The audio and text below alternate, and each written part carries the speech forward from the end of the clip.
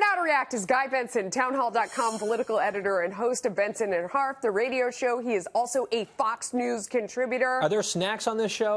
Melissa, do I get a snack? I might share my popcorn with you if you answer these questions properly. So there are a lot of races that I'm really fired up to see how they turn out. Florida. I mean, there are so many races in Florida, whether you're talking about the governor's race or the Senate seat. What's your prediction for what's going on down there, and what else are you watching?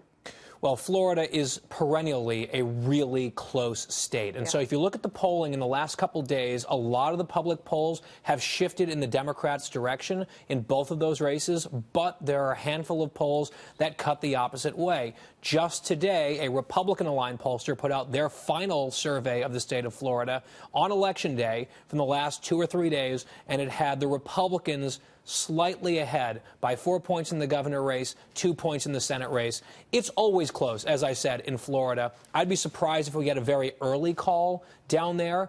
But again, it's a state that is rarely won by either party in a blowout. President Trump won it by just over a point in 2016. And those are hotly contested races with really significant implications for the #1 largest and most diverse swing state ahead of 2020. No, it is really amazing because if they choose to sort of vote against their own economic best interest and go with Gillum as their governor, it's going to change their tax structure. It's going to have a decision when you suck that much cash out of the economy and give it to the government that has a huge cost of living impact on every single person in that state. I mean, Guy, do you think that that's a point that folks there that are voting understand? Do they don't care? I don't know. Well, I mean, let's see who wins the race. But I think what the Gillum campaign is sort of counting on is a lot of people to say, all right, yeah, the economy's in good shape. I guess we're glad Governor Scott's been in charge. Trump's doing an okay job with the economy. But things will be fine regardless of who's in charge. Wow. Right? I feel like that's sometimes people get complacent. It's rare that voters vote out of gratitude. But as we saw in the slowest economic recovery of the modern era after World War II under the Obama administration, it's been a very different story under the leadership of President Trump and Governor Scott. And the Republicans are hoping that sort of those dots are connected by the voters of Florida. I'm also curious, why is Marsha Blackburn having such a hard time in Tennessee? What do you think is up with that race? Because that's a state that should lean her way. Like you said, there are a lot of things going right for Republicans, but she hasn't been able to close that one out.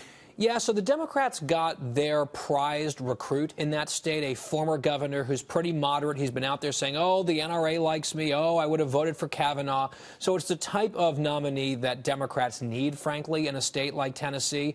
Blackburn, from what I've heard from my sources, is still ahead by mid to high single digits, and unless something really surprising happens, should win.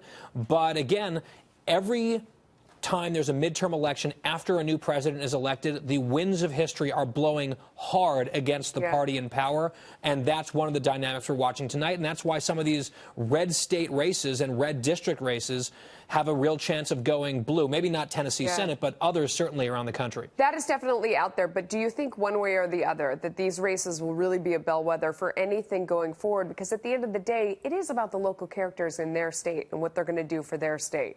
It is, except in this case, it's such a nationalized election. It's so much about President Trump. Frankly, Melissa, all the Democrats have to do is live up to the historical average. They'd win 30 seats in this election. They'd win the House. That's just average. So the headwinds are there for the Republican Party. They've got a few things at their back as well, such as the economy. But the big question mark is, who's going to turn out? It's the old cliche in politics, but it's especially true. Massive turnout across the board. The Democrats have a bit more intensity. Will that be enough for them to have a major wave year, or will it be a little bit more like a trickle? Guy Benson, thank you. Great stuff. Sure thing.